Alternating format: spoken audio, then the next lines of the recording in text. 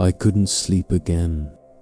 It was a familiar, unwelcome dance with the night. For what felt like countless hours, my mind, a relentless current, pulled me into endless loops of what-ifs and regrets.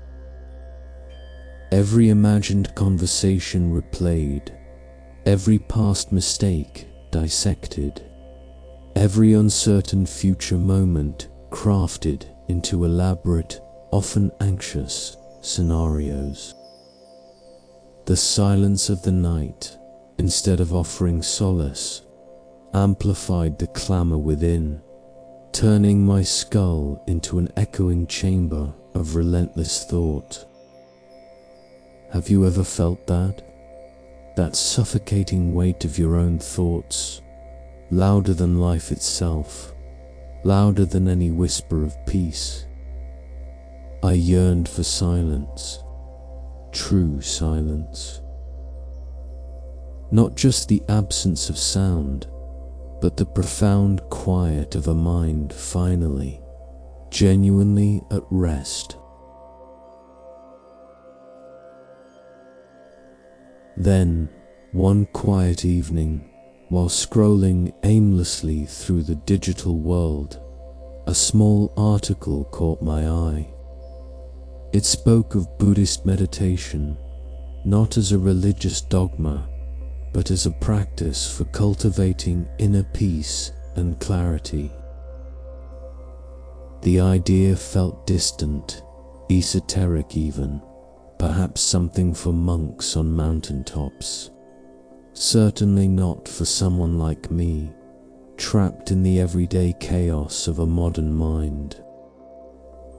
Could ancient practices truly calm this churning ocean of anxiety I carried?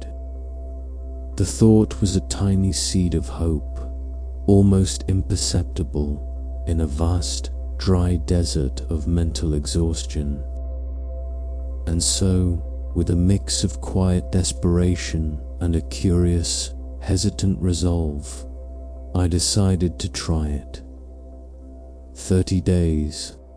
30 days of intentional quiet, of showing up for myself in a way I hadn't before. This is the story of what happened. This is the story of a journey from the relentless hum of overthinking to the quietude of inner peace. A journey that began with a single breath, a single tentative step. As you listen to my journey, I invite you to simply ... be. There is no urgency here, no task to complete, no goal to achieve beyond simply allowing yourself to settle. Let your body relax, surrender its weight to whatever supports you. Feel your breath settle into its own natural rhythm.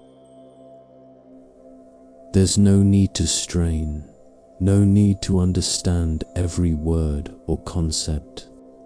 Just allow these words to wash over you, like gentle waves on a peaceful shore, or the soft whisper of the wind through ancient trees. Let yourself drift if that's what your being needs. Peace isn't a destination you force yourself towards. It's a gentle unfolding, a quiet invitation. A recognition of something that is already here within you. The first 10 days were, well, they were a battle. Not with the world outside, but with the world inside my head. The meditation cushion, a simple square of fabric, felt like a foreign land, and my mind, an unruly, turbulent river, refused to be dammed. Each morning, without fail, I'd resolved to sit for just 20 minutes, and each morning the internal monologue would begin its relentless chatter before I even fully closed my eyes. "This is pointless," a voice would murmur, laced with impatience. "You're doing it wrong. Your posture is terrible. What about that email you forgot to send? Did you remember to turn off the stove? You have so much to do, you can't waste time like this." The thoughts were a cacophony, a constant hum that vibrated through every cell of my being. I remember day one vividly. I'd read the basic instructions. Focus on your breath. Simple enough, right? I tried to feel the air entering my nostrils, the gentle rise and fall of my abdomen. But my breath felt alien, unnatural, even forced the more I tried to focus. My mind, meanwhile, was like a hummingbird on espresso, flitting from one thought to another with dizzying speed. I'd catch myself 5 minutes into what was supposed to be quiet contemplation, completely lost in a detailed fantasy about a conversation I'd had years ago, replaying every word, imagining different outcomes, or meticulously planning my grocery list for the following week, down to the brand of cereal. Sometimes I'd even find myself mentally writing emails, composing entire paragraphs.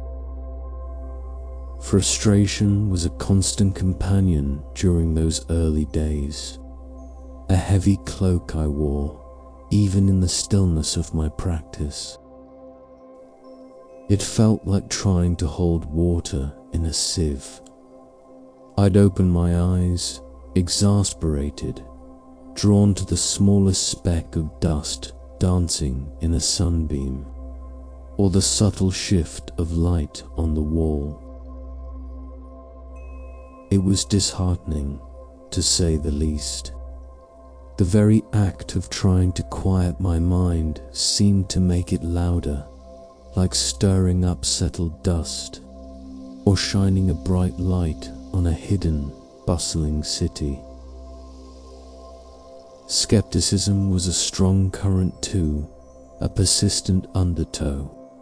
Is this really going to work? Is this just another quick fix I'm trying to desperately cling to, only to fail, adding another layer to my already significant list of perceived shortcomings? The doubt was a heavy weight, pressing down on my fragile resolve. My body felt restless, antsy, unable to settle.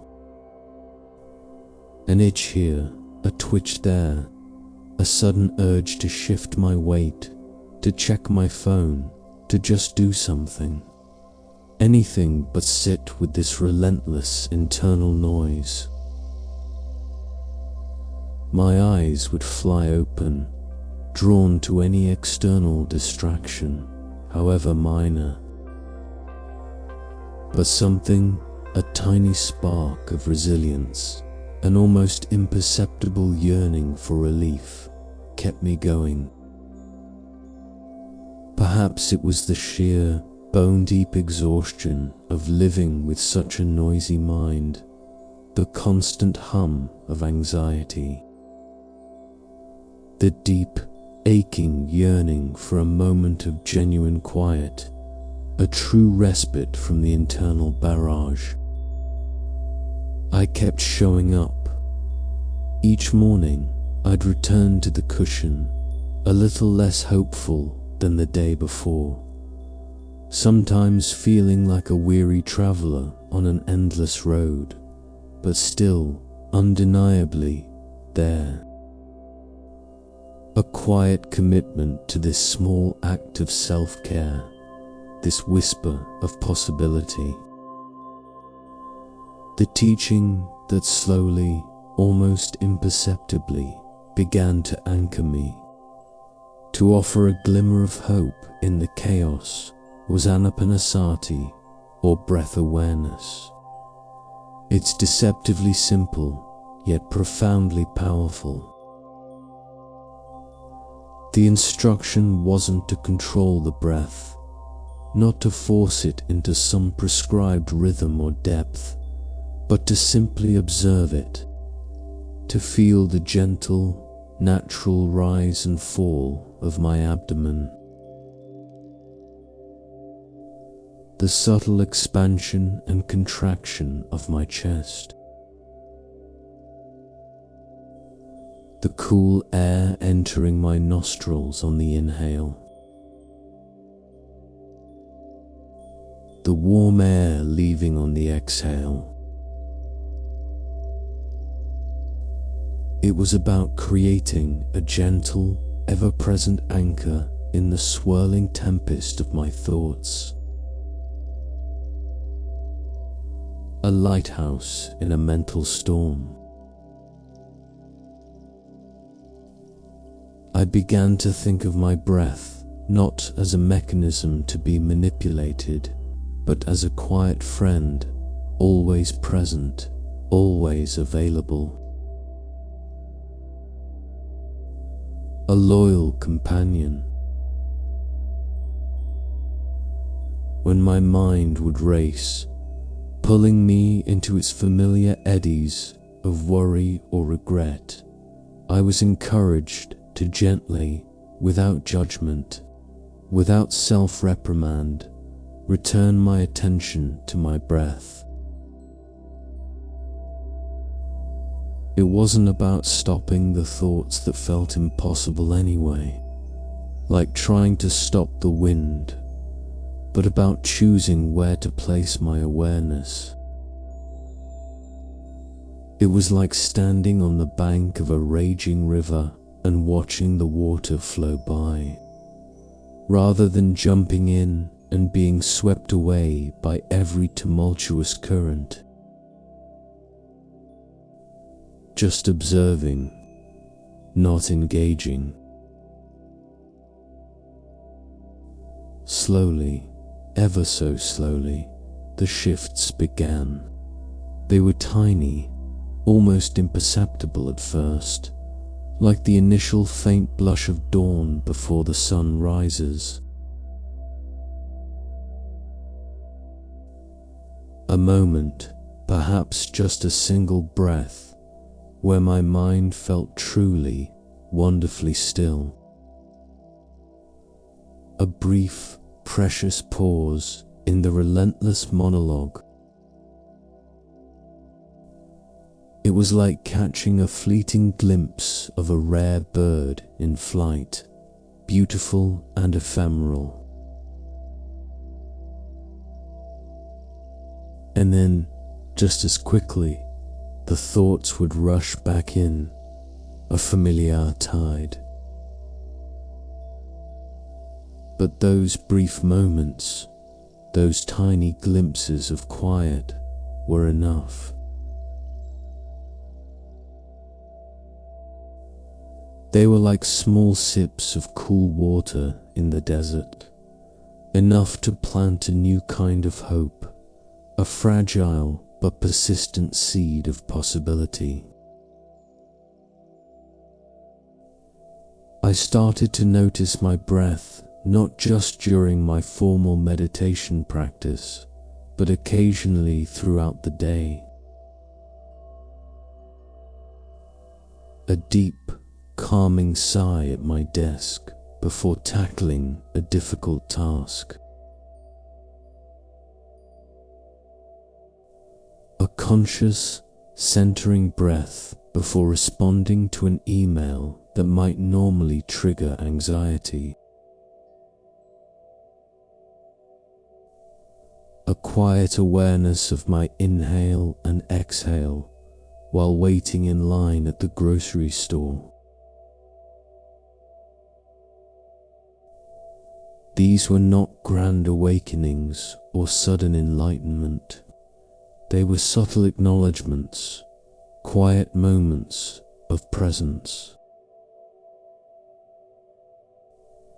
Like a gentle current starting to guide the unruly river towards a calmer, more predictable flow.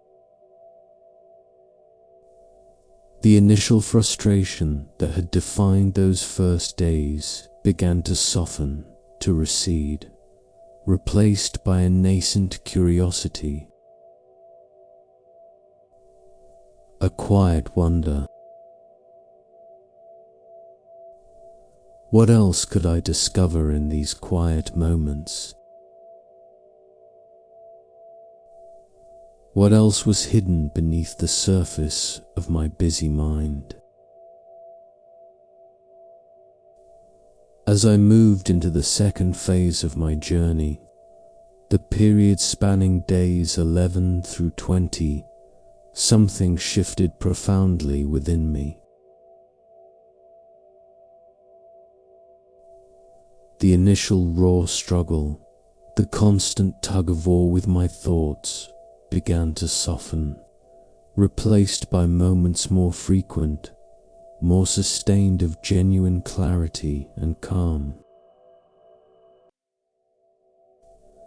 It wasn't a constant state by any means.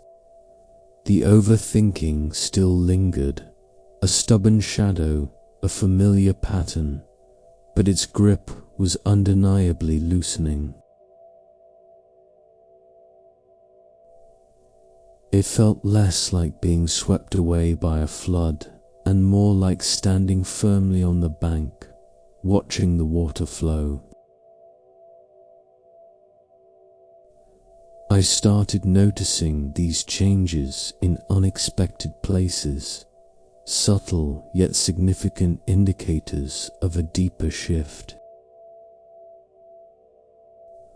The most profound, and perhaps the most welcome, was in my sleep. For years, falling asleep had been another nightly battle, my mind replaying the day's events with excruciating detail, dissecting every conversation, crafting elaborate, often anxious, scenarios for the future. The very act of closing my eyes felt like opening a floodgate to a torrent of mental noise. But now, after my evening meditation practice, there was a noticeable shift. The mental chatter would still be there, sometimes, like faint echoes in a distant room, but it felt less urgent, less compelling. Like background noise rather than a blaring alarm demanding my attention. I started drifting off more easily, the path to sleep feeling smoother, less arduous. And my dreams, which had often been vivid and anxious, filled with the echoes of my waking worries, became softer, more peaceful, sometimes even pleasantly blank. Waking up felt less like emerging from a thick fog and more like a gentle, natural return to consciousness, a quiet unfolding of the day. Anxiety, too, lessened its persistent hold. Not completely gone, for old habits die hard, but its sharp, jagged edges seemed too dull.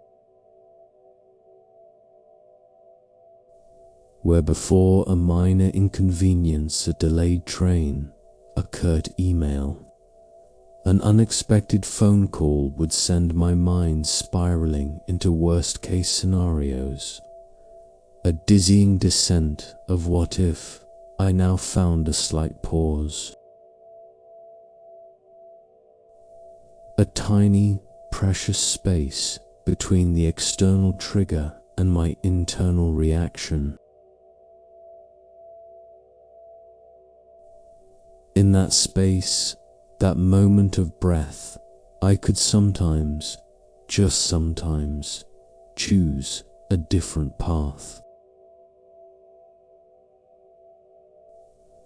It was like having a choice, a small window of agency, where before there was only a reflexive, automatic response. This pause, this ability to observe rather than immediately react, was a revolutionary discovery.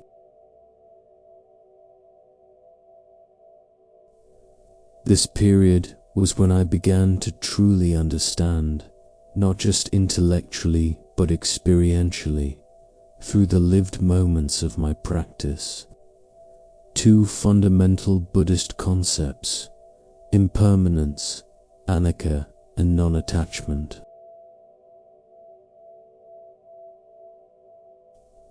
These weren't abstract philosophical ideas. They were keys to understanding the very nature of my suffering.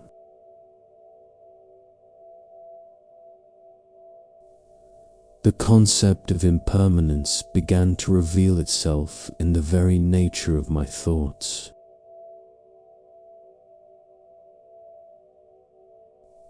As I continued to observe them without judgment, like watching leaves fall from a tree, I started to see them not as solid, unchanging truths, or parts of my unchangeable identity, but as transient phenomena.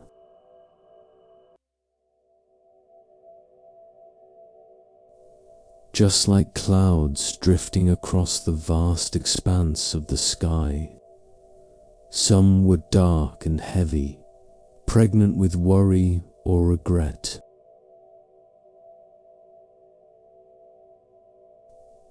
Others were light and wispy, almost playful.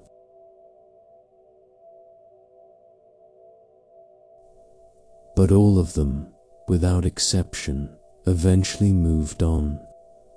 They arose, they lingered for a moment, and then they dissolved, making way for the next.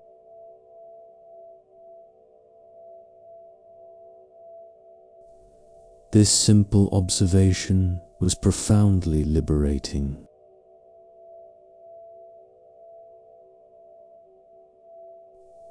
My thoughts didn't define me. They were simply passing through the vast open space of my mind.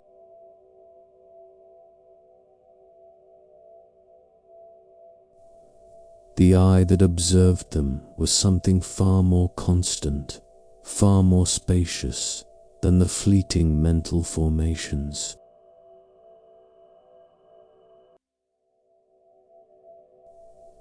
And with this understanding of impermanence came the practice of non-attachment.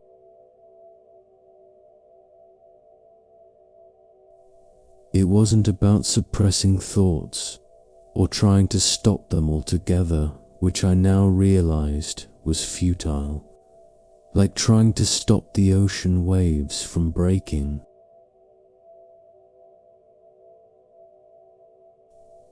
It was about learning to observe them without clinging to them, without giving them power over me, without letting them pull me into their stories.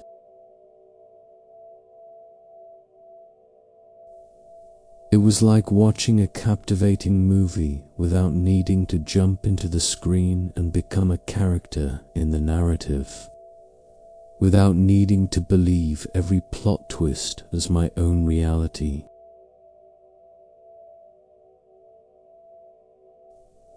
I could acknowledge a thought, feel its presence, Perhaps even briefly feel the emotion it carried, and then, with gentle intention, let it go.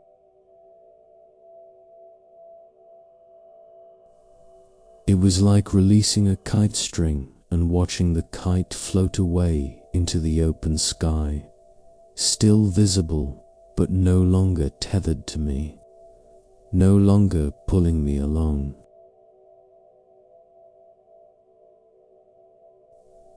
This was not a forceful act, but a gentle surrender.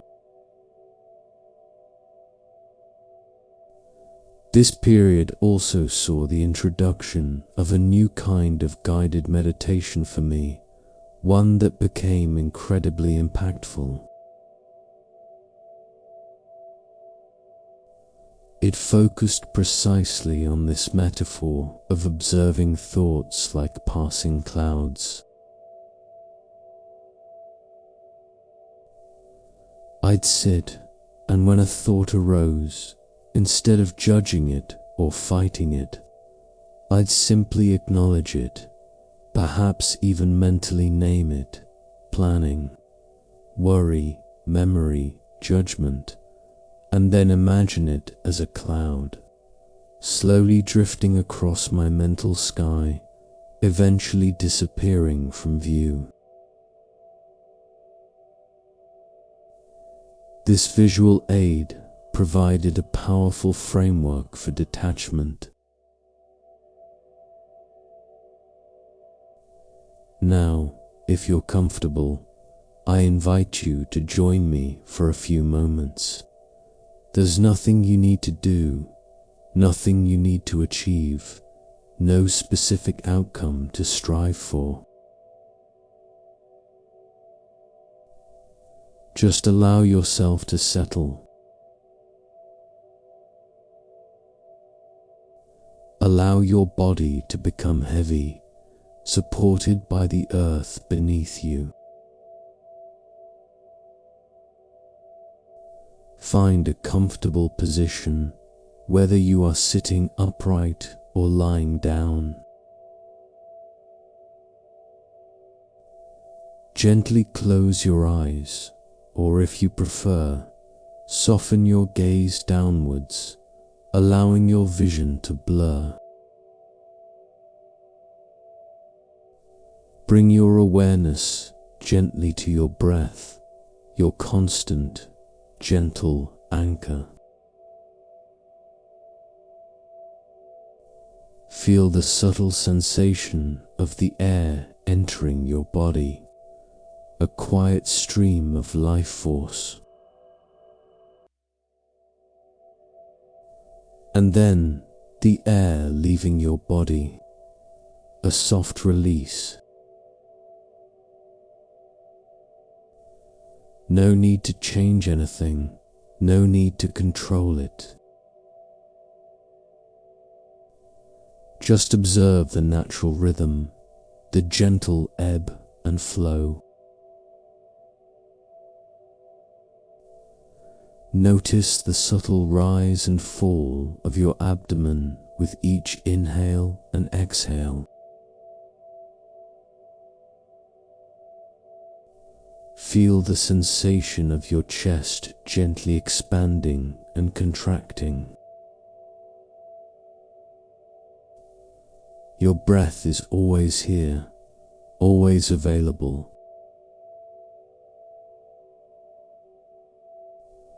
Now, I invite you to imagine your mind is like a vast, boundless, open sky. A sky that stretches endlessly in every direction, clear and spacious. Feel the spaciousness of this sky within you. And notice that sometimes, in this vast sky, thoughts naturally arise. They might appear as clouds. Some might be like fluffy, white, playful clouds drifting lazily. Others might be dark, heavy, perhaps even stormy clouds, carrying emotions or worries. When a thought appears, simply notice it. You don't need to engage with it, or follow its story, or analyze it, or judge it. Just see it as a cloud in your mental sky. Perhaps you can even mentally, gently name it. Oh, there's a worry cloud. There's a planning cloud. There's a memory cloud. There's a judgment cloud. And as you notice each thought cloud, imagine it slowly, gently, effortlessly drifting across your vast mental sky. Watch it move. Observe its shape and color. Notice how it changes as it moves. Watch it continue its journey, slowly, unhurriedly, drifting further and further into the distance. Eventually, it diminishes, becoming smaller and smaller, and then, effortlessly, it disappears from your view, dissolving back into the vastness of the sky. There's no need to push them away.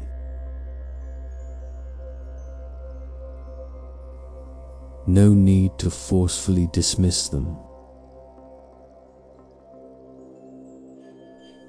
And no need to hold on to them, to pull them closer, to dissect them. Just observe their impermanence. They are here for a moment, and then they are gone, just like clouds. If your mind gets caught up in a thought, if you find yourself pulled into the story of a cloud, that is perfectly, completely okay. It's natural. Our minds are wired to think. Simply acknowledge that you've been caught up, and then, with the gentlest of intentions, without any self-criticism, bring your attention back to your breath, feeling its steady presence, or back to observing the next cloud that appears in your spacious sky. Remember, you are not your thoughts. You are not the clouds. You are the sky itself, vast and unchanging, boundless and serene, within which thoughts arise and pass. Feel that profound spaciousness within you. Feel that quiet calm. Rest in that awareness.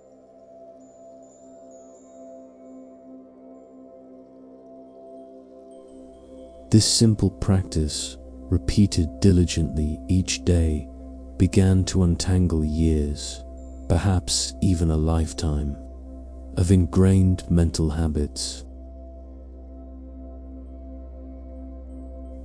The overthinking didn't vanish entirely, nor did I expect it to, but I found myself less entangled in its intricate, sticky web. I was learning to be the observer, a quiet, detached witness, rather than an unwilling participant in the ceaseless drama of my own mind. And in that observation, in that growing spaciousness, a quiet, subtle, yet incredibly profound peace began to bloom within me. It was like discovering a hidden garden in the midst of a noisy city. As I entered the final stretch, the last 10 days of my 30-day journey, something truly profound began to settle within me. It wasn't just moments of clarity anymore. It was a deeper, more pervasive sense of inner peace, a quiet, stable foundation. The grip of overthinking, once a suffocating vice, a relentless pressure on my mind, had loosened dramatically.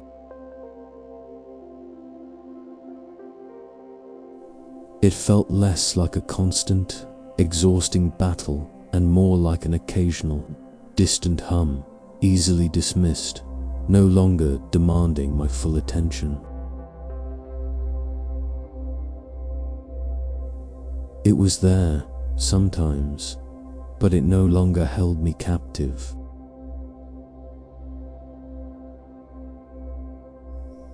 The most striking change was a fundamental shift in perspective. My perception of myself, of others, and even of the world around me seemed to soften, to expand, to be viewed through a lens of greater compassion. The anxious, critical, and often judgmental lens through which I'd often viewed life began to clear, replaced by a growing sense of acceptance and interconnectedness. It was as if a veil had been lifted. This period saw the natural and organic integration of metta, or loving kindness meditation, into my practice and, perhaps more significantly, into my everyday life.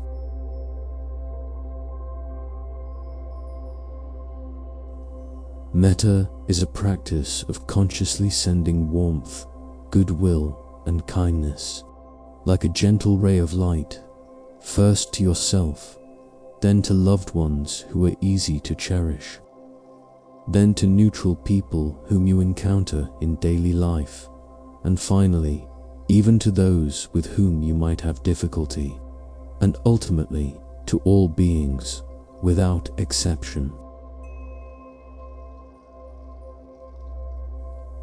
It might sound deceptively simple, almost naive in its simplicity, but the effect was nothing short of transformative.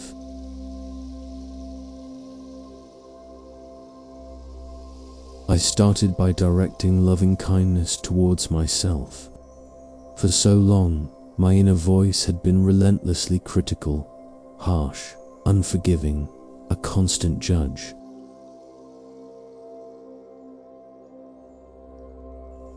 To consciously wish myself well, may I be free from suffering, may I be happy, may I be at peace, may I be free from inner and outer harm, felt profoundly counterintuitive at first. It felt awkward, even a little bit silly.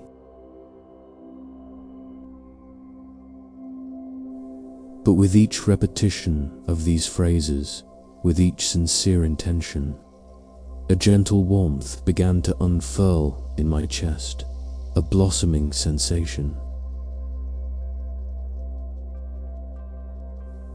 It was a radical act of self-acceptance, a profound recognition of my own inherent worthiness of kindness. And as this inner kindness, this nascent self-compassion grew stronger, it naturally, effortlessly, began to extend outwards. I found myself feeling a deeper sense of empathy for others, even for complete strangers.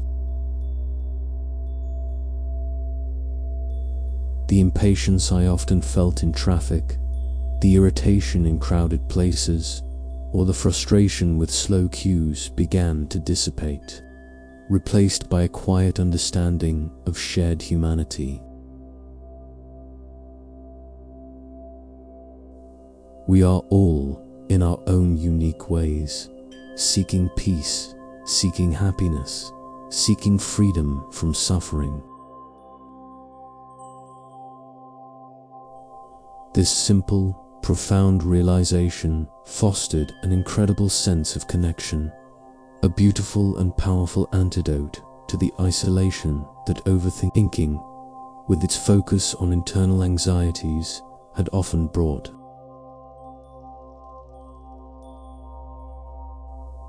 Gratitude also became a spontaneous, almost effortless practice.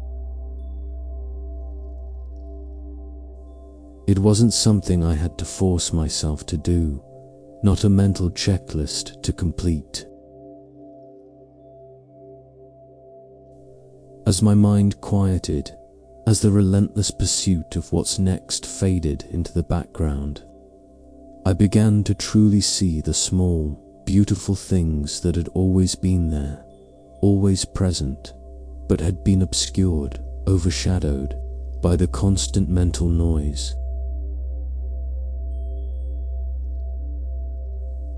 The comforting warmth of a cup of tea in my hands on a chilly morning, the soothing sound of rain gently pattering on the roof, the unexpected kindness in a stranger's fleeting smile, the vibrant colors of a sunset, the simple act of taking a deep, free breath.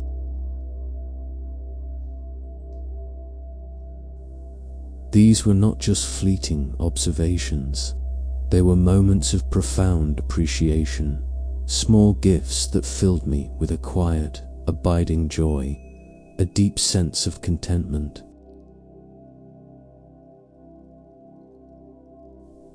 These teachings, metta and gratitude, weren't lectures. I read from a book or concepts I intellectually grasped. They were reflections that arose naturally from the quietude of my daily practice, like spring water bubbling up from a deep, clear well.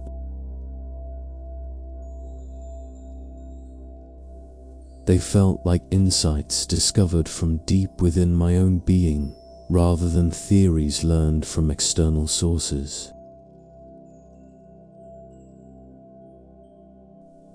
The inner peace I experienced wasn't just the absence of overthinking. It was the vibrant, palpable presence of compassion, of genuine connection, of a profound and humble appreciation for the simple act of being alive. This was the true gift of the 30 days. This deepening sense of peace, this blossoming of kindness, quite naturally led me to embrace another, even more impactful, guided meditation. One focused specifically on cultivating self-compassion and then extending that same gentle kindness outwards.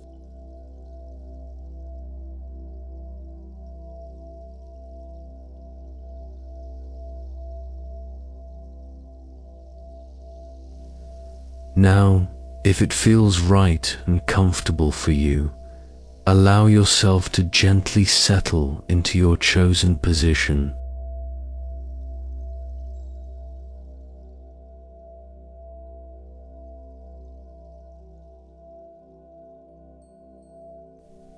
Let your body relax completely, releasing any tension you might be unconsciously holding onto in your shoulders, your jaw, your hands.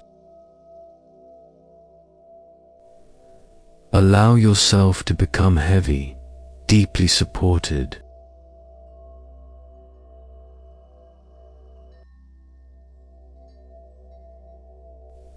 Gently close your eyes, or, if you prefer, simply soften your gaze downwards, allowing the world to blur, turning your attention inwards.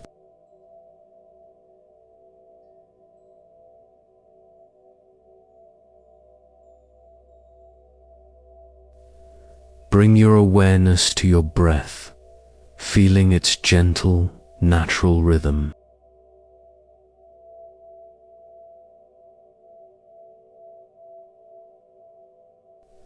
Your steady, ever-present anchor.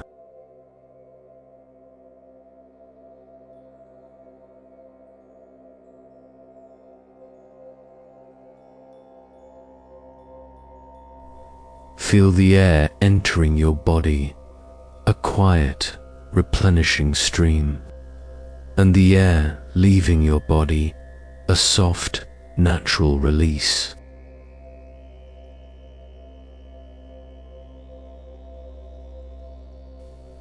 Allow your breath to be effortless, just as it is.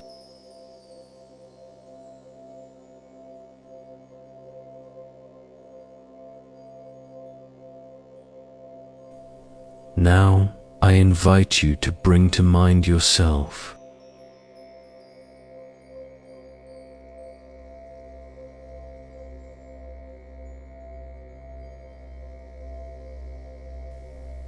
Picture yourself clearly in your mind's eye.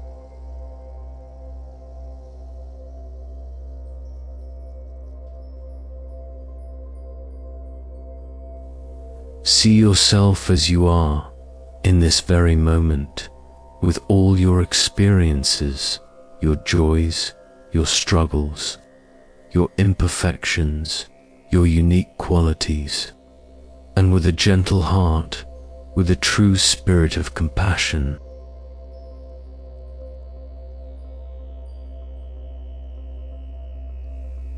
May I be free from suffering.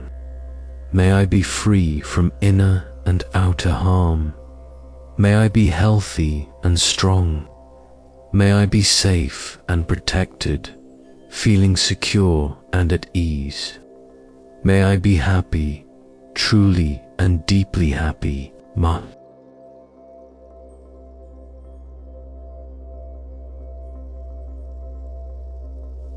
Feel the warmth of these intentions radiating throughout your entire being, from the crown of your head to the tips of your toes.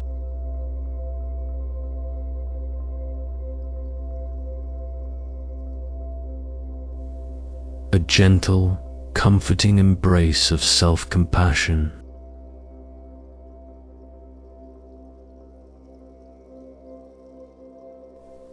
Recognize that you deserve this kindness, this profound goodwill, just as much as anyone else in the entire world.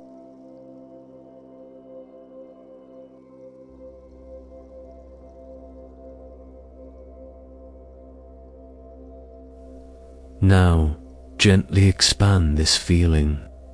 Bring to mind someone you love dearly.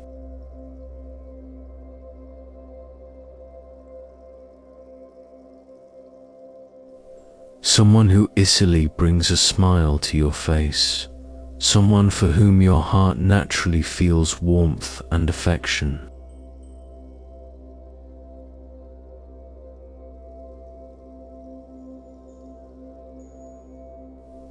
Picture them clearly in your mind. See their face, their gentle presence.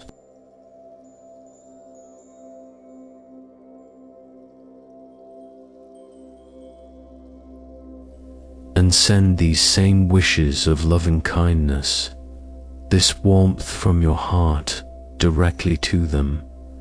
May you be free from suffering. May you be free from inner and outer harm. May you be healthy and strong. May you be safe and protected. May you be happy. May you be at peace.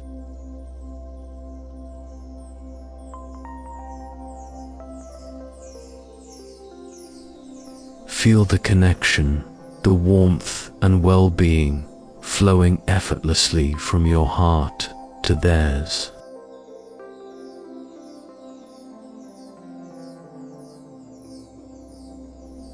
A shared sense of humanity and love.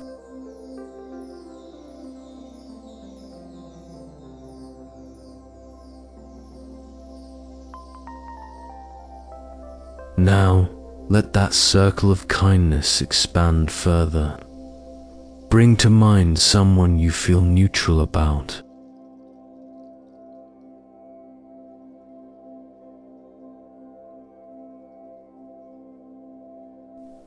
Perhaps a cashier at a store, or a person you pass by on the street, or someone you see in your neighborhood but don't know well.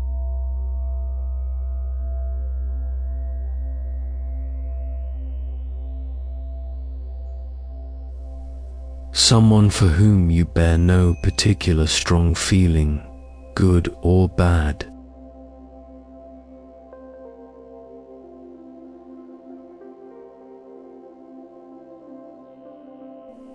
And offer them these wishes, acknowledging their shared journey through life.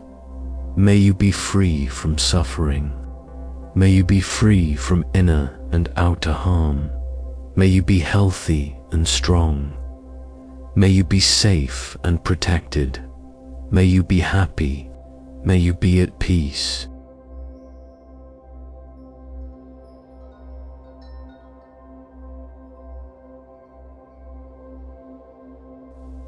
Recognize the shared humanity.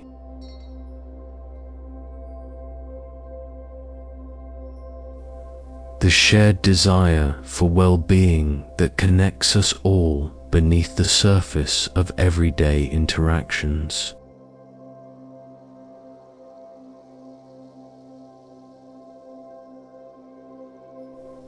And finally, if you feel ready, if your heart feels spacious enough, extend this kindness even further.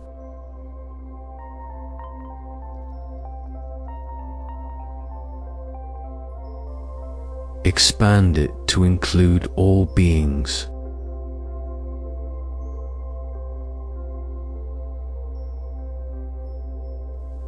To all living things, everywhere, without exception.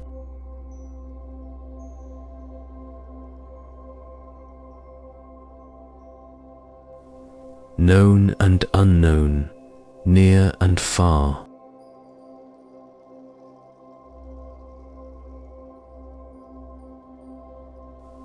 All creatures, all people, all beings. May all beings be free from suffering. May all beings be free from inner and outer harm. May all beings be healthy and strong. May all beings be safe and protected. May all beings be happy. May all beings be at peace.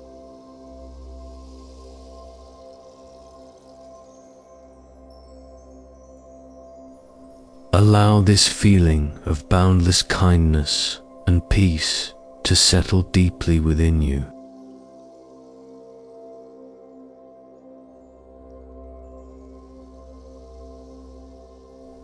A gentle embrace of connection and profound compassion that extends to every corner of your being and outwards into the world.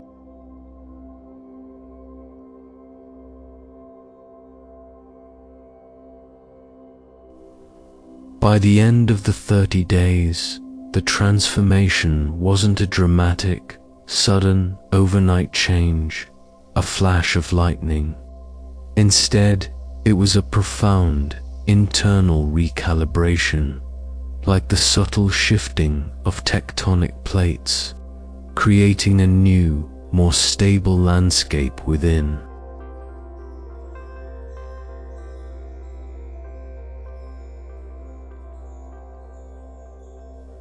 The overthinking that had once defined my waking and, indeed, my sleeping hours no longer held me captive in its relentless grip.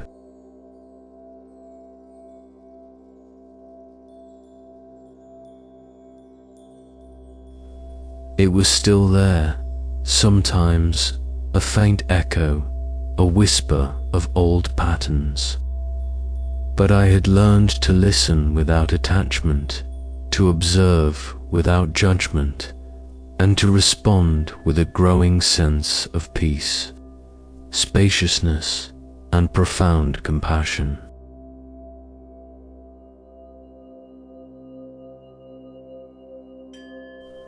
The constant need to analyze, to control, to predict, had softened into a quiet acceptance of what is.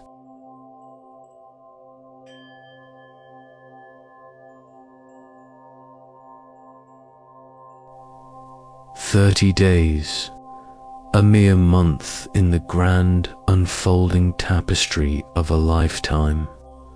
Yet, for me, it felt like a lifetime of transformation had unfolded within me, quietly, profoundly.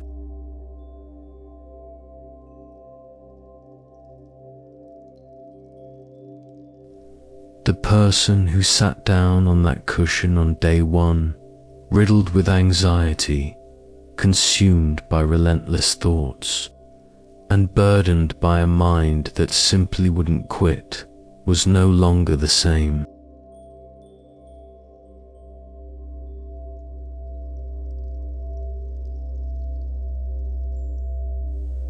The river of my thoughts, once a raging torrent, chaotic and unmanageable, had found its banks.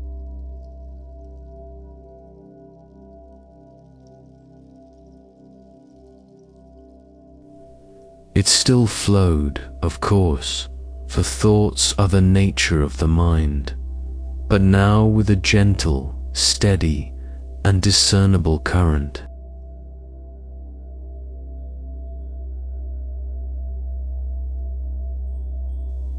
It flowed, but it no longer swept me away.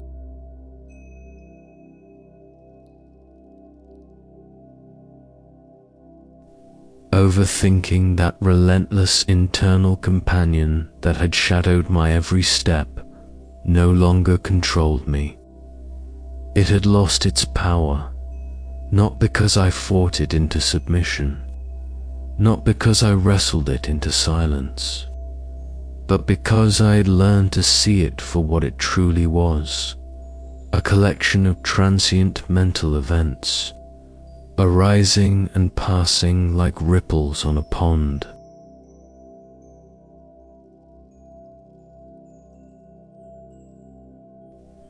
I had learned to observe, to acknowledge their presence without fear or judgment, and to gently, effortlessly let them go.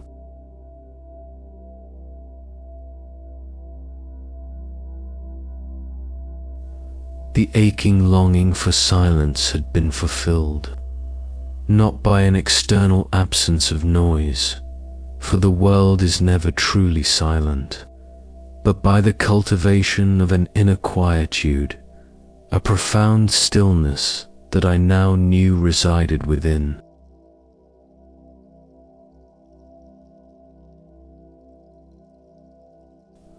It's always been there, quietly, patiently waiting for you to turn your attention inwards.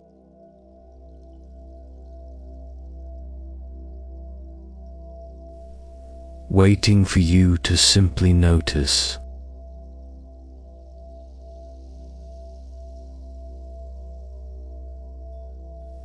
Like the sun always shining beyond the clouds, even on the cloudiest days.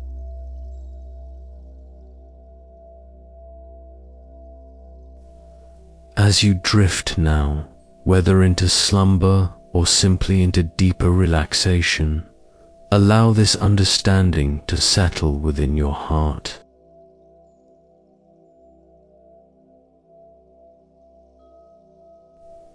Know this with absolute certainty: you hold the key to your own inner peace.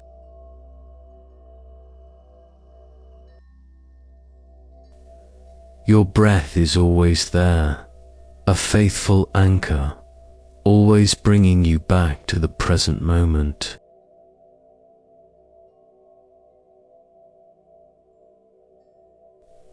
Your mind is vast and spacious, like the boundless sky itself, capable of immense stillness.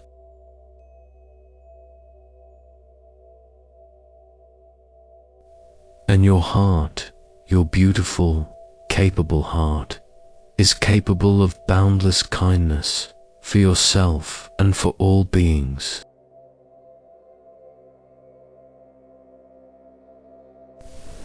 May your mind be at ease.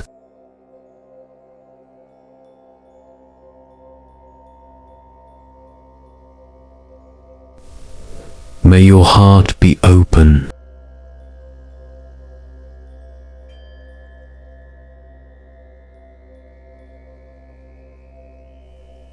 May you find the stillness that resides effortlessly within.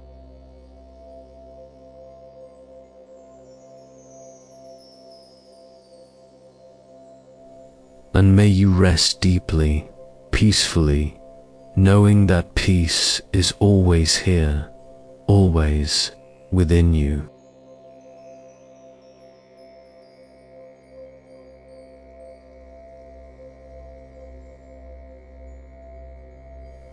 The initial 30 days were a powerful introduction, a seed planted in fertile ground.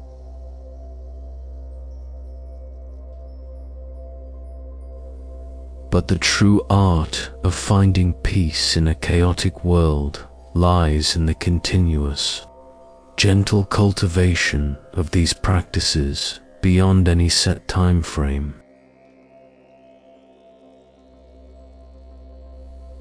Life doesn't stop presenting challenges, and the mind will always generate thoughts.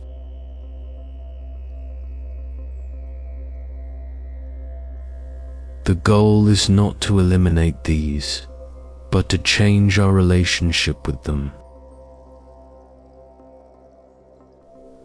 We often compartmentalize mindfulness to dedicated meditation time. However, the profound shift truly occurs when we extend this awareness to our daily lives.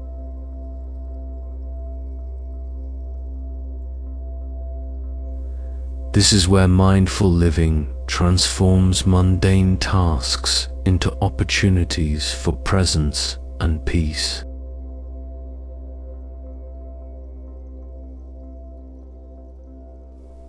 Imagine your morning routine. Instead of rushing, can you bring full awareness to the simple act of brewing coffee?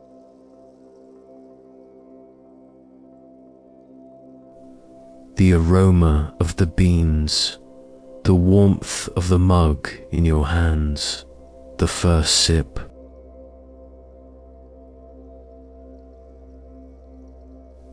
Or walking from one room to another, feel your feet on the ground, the movement of your body, the air on your skin.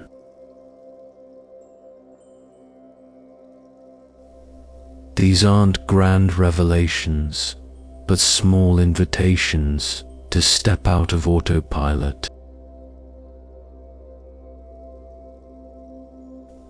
To inhabit the present moment more fully.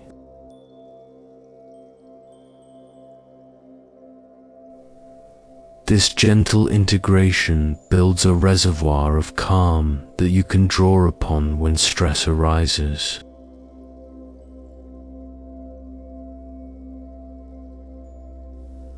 It's about recognizing that every single moment, no matter how ordinary, holds the potential for presence.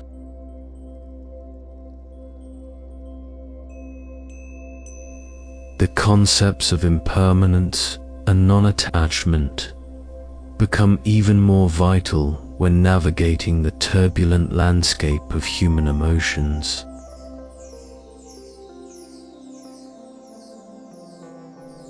Emotions, like thoughts, are transient.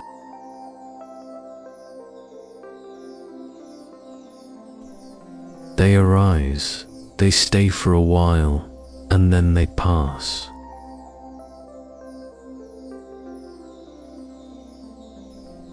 Often, our suffering comes not from the emotion itself, but from our resistance to it, our desire for it to be different, or our clinging to pleasant feelings.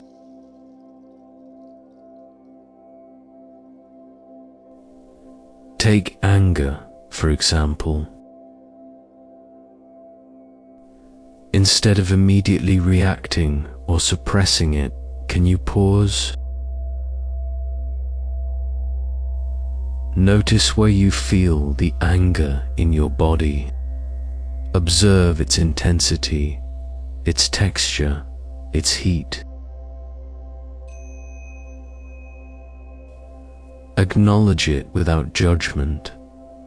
Ah, there's anger.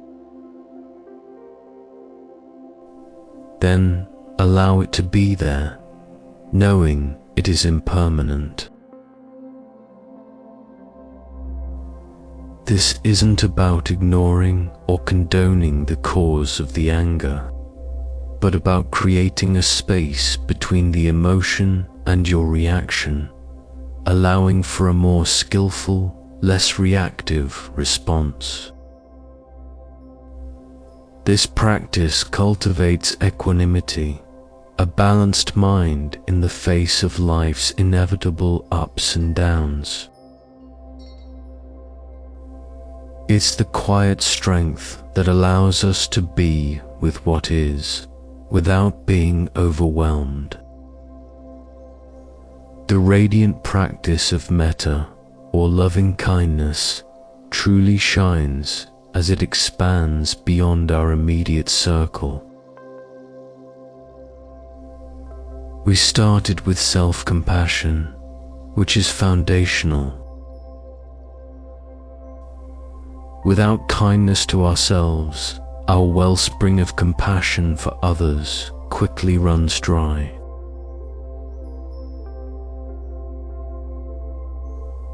But the ultimate power of metta lies in extending it to all beings, even those we find difficult.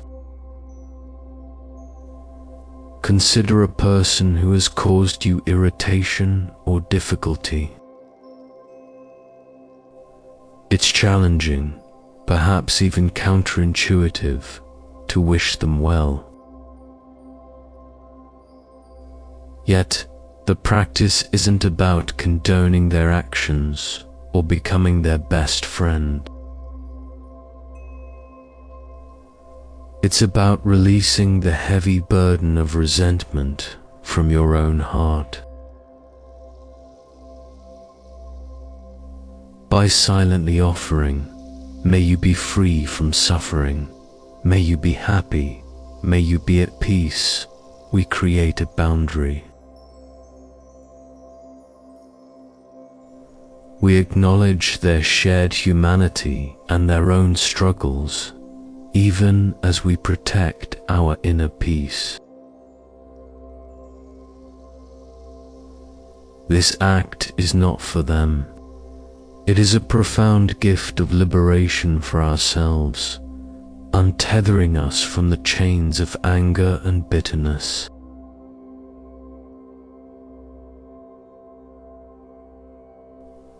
This practice naturally fosters a sense of interconnectedness.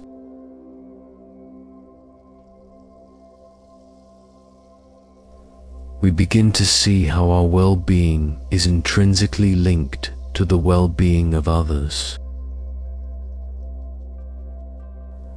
It cultivates empathy, breaking down the walls of perceived separation and fostering a more compassionate and understanding world, starting with our own internal landscape.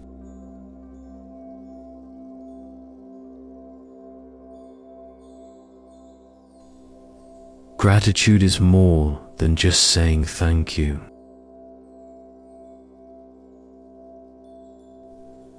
It's a fundamental shift in perception, a lens through which we view the world. It's actively noticing and appreciating the good that is already present, rather than constantly focusing on what's missing. This practice is a powerful antidote to the mind's tendency to dwell on negativity and worry. A deeper gratitude practice involves savoring. When you find something to be grateful for, pause. Really feel it. Let the warmth of that appreciation spread through your body.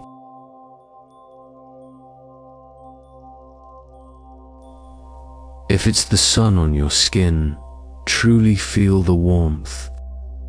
If it's the taste of food, savor each bite. This deep engagement with moments of gratitude intensifies their positive impact, literally rewiring your brain over time to notice more moments of joy and contentment.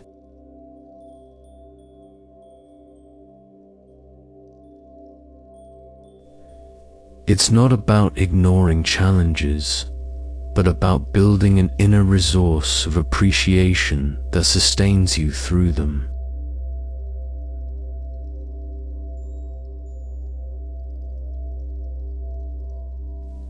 Let's deepen our experience now with an extended guided meditation that integrates these profound insights.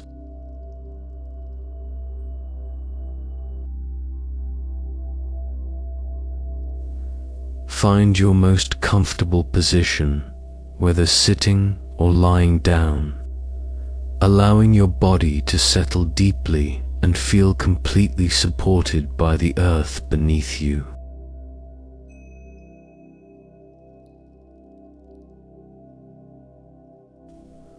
Release any tension in your shoulders, your jaw, your hands, letting them soften and relax.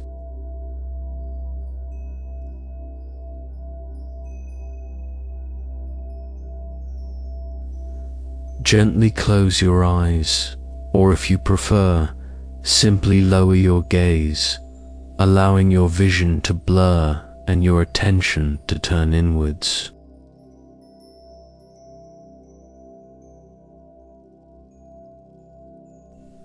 Bring your awareness to the gentle rhythm of your breath.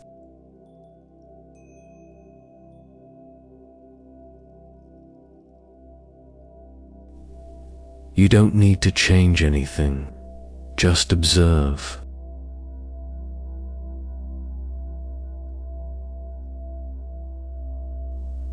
Notice the subtle rise and fall of your abdomen, the expansion and contraction of your chest, the cool air entering your nostrils on the inhale, the warm air leaving on the exhale.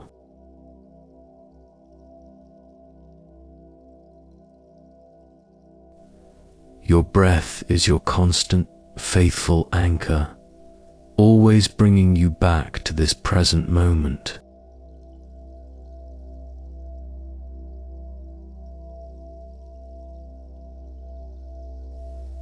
Now, imagine your mind as a vast, tranquil lake, its surface perfectly still, reflecting the expansive sky above.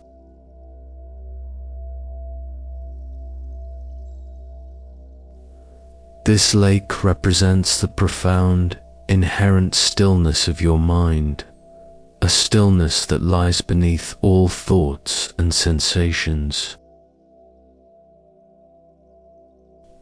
And in this vast open sky of your awareness, you'll notice clouds forming and drifting by.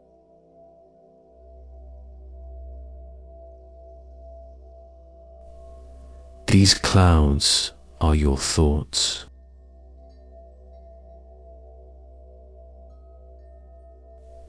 See them clearly as they appear.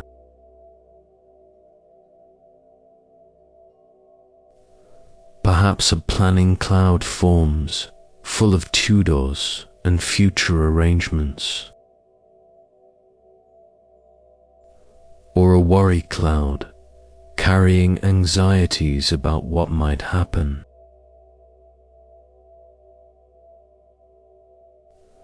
A memory cloud might drift by, replaying a past conversation or event.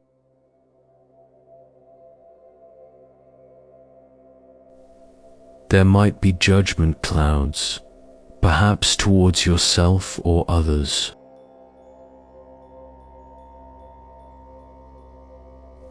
Even fantasy clouds, carrying daydreams or imaginings. As each thought cloud appears, simply observe it.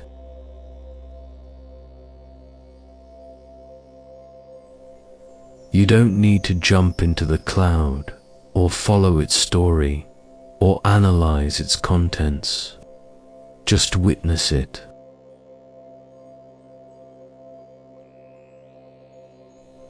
Acknowledge its presence.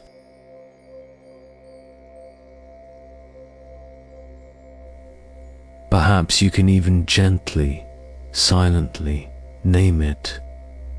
Oh, a worry cloud. There's a memory.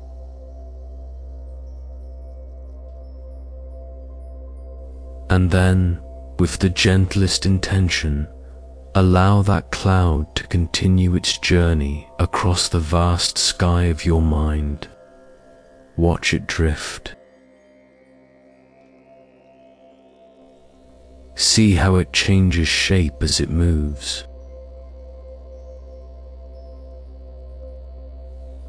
Notice how it gradually gets smaller and smaller, fainter and fainter, until it effortlessly dissolves back into the boundless spaciousness of the sky.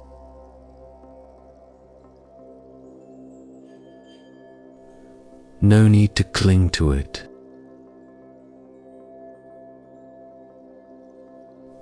No need to push it away.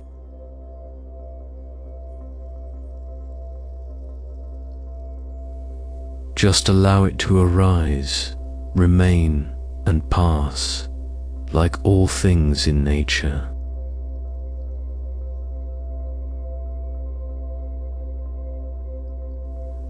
If your mind gets caught up in a thought, if you find yourself swept away by a cloud, that's perfectly normal. Our minds are designed to think.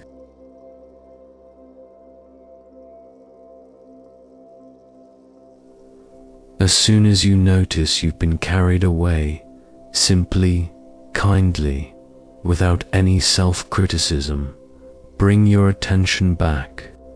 You can return to the sensation of your breath, or simply to the vast, open spaciousness of the sky.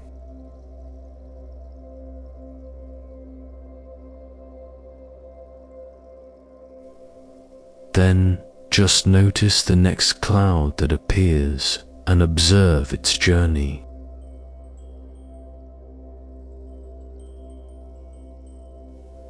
Each time you return, you are strengthening your muscle of awareness and know-it.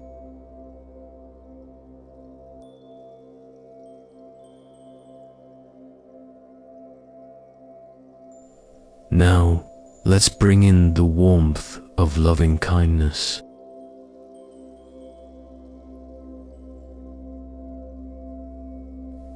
Bring your awareness to your heart center, feeling any sensations there.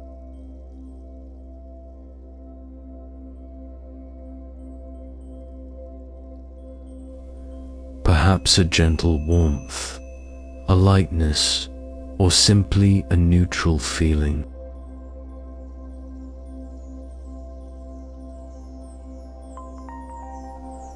With a sincere intention, gently offer these phrases of loving kindness to yourself.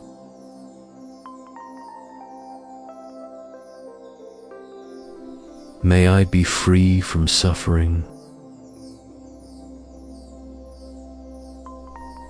May I be truly happy. May I be healthy and strong. May I be safe and protected, feeling secure and at ease. May I live with ease and peace. Feel the resonance of these words within your own being. Feel that unconditional goodwill radiating from your heart, embracing you fully, just as you are.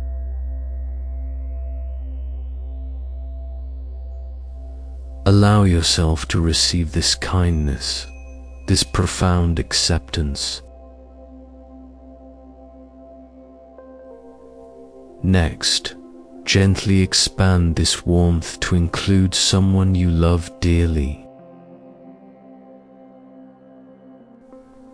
Picture them clearly in your mind's eye. See their face, their gentle presence. With a genuine smile in your heart, offer them these same wishes.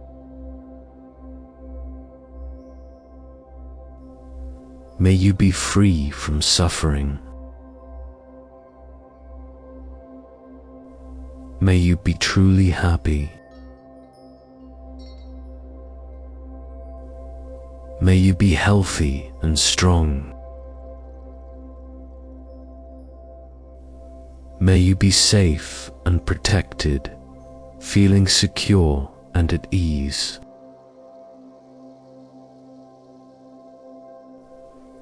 May you live with ease and peace. Feel the beautiful connection, the effortless flow of compassion from your heart to theirs.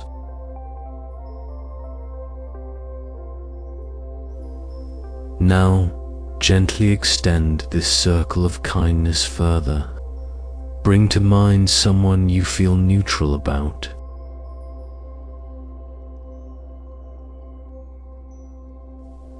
Perhaps someone you encounter briefly, like a shop assistant, a delivery person, or a distant acquaintance.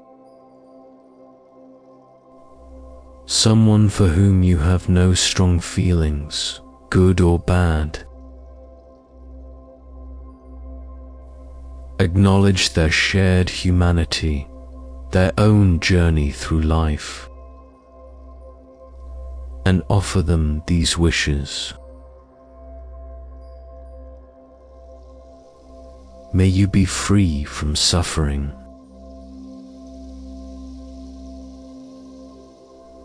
May you be truly happy.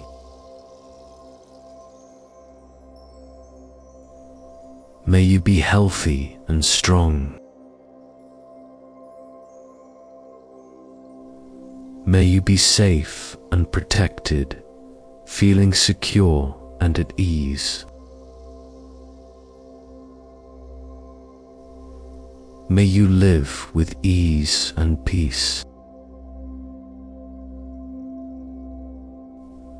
Recognize the universal desire for happiness and freedom from suffering that connects us all.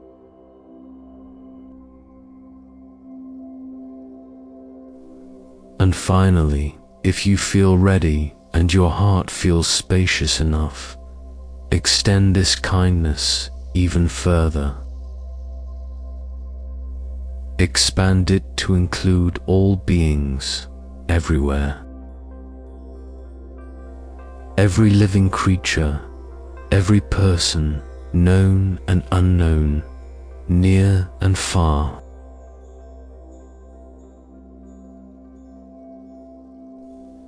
Asterisk, asterisk, may all beings be free from suffering. May all beings be truly happy.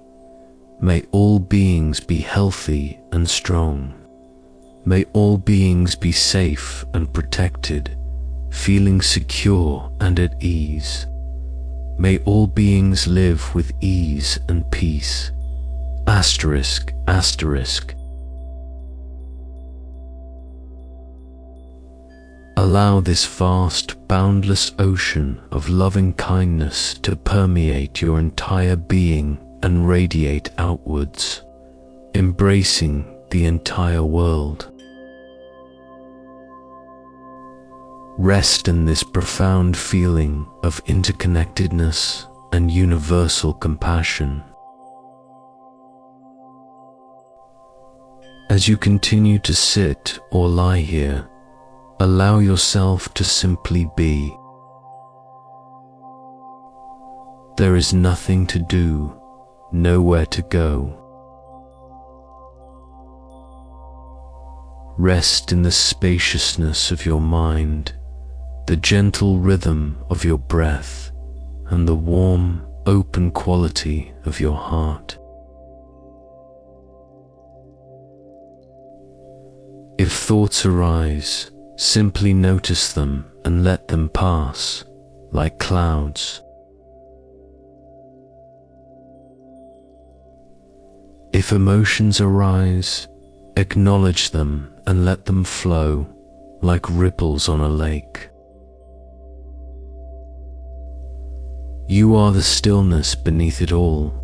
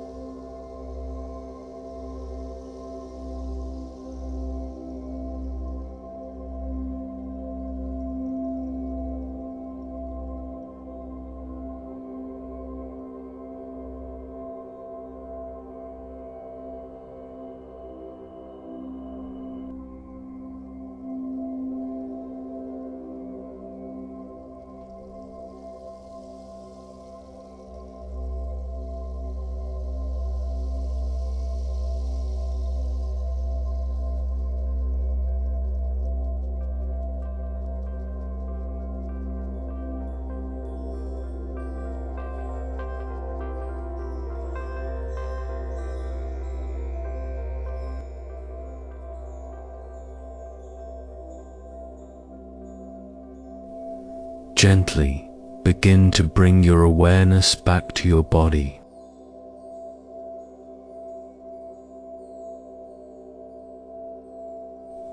Feel the sensation of your weight supported by the surface beneath you.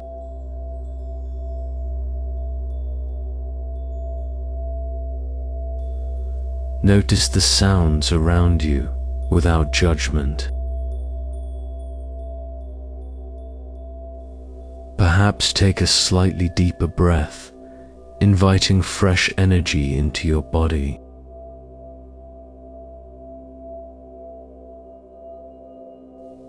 And when you feel ready, gently allow your eyes to open, returning to the space you are in.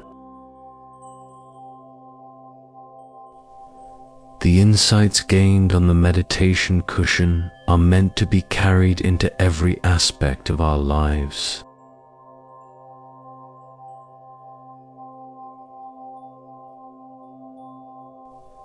The journey of finding peace is not about escaping the world, but about engaging with it more fully, with greater awareness and less reactivity. Even in moments of difficulty, the practice of gratitude can offer a powerful anchor. It's not about being grateful for the challenge, but about finding small pockets of appreciation within it.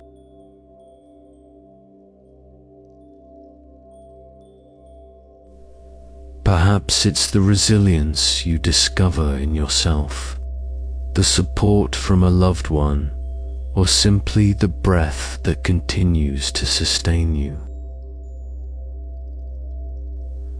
This subtle shift in perspective can prevent us from being completely overwhelmed by adversity, allowing us to find moments of light even in the darkest times.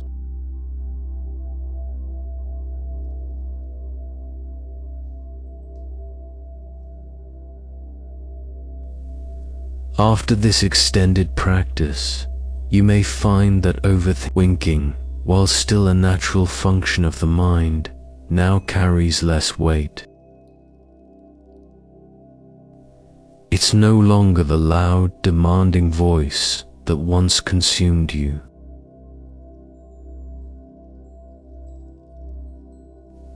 Instead, it might feel more like a distant hum, easily observed and gently released.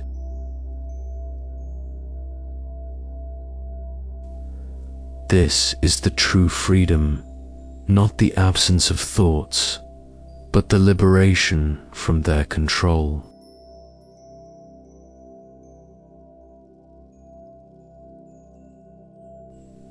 You've cultivated the inner wisdom to choose where you place your attention, to rest in the vast, open space of your awareness.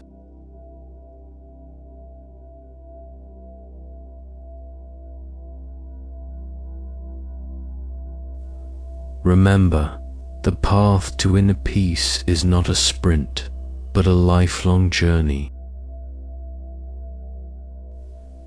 There will be days when the mind feels chaotic, when old habits resurface. This is normal.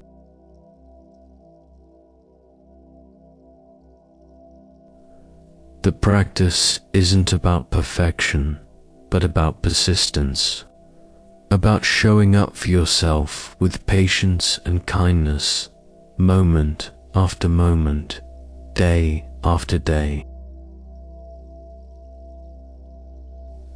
Each return to your breath, each gentle observation of a thought, each extension of kindness is a step further on this path of profound transformation.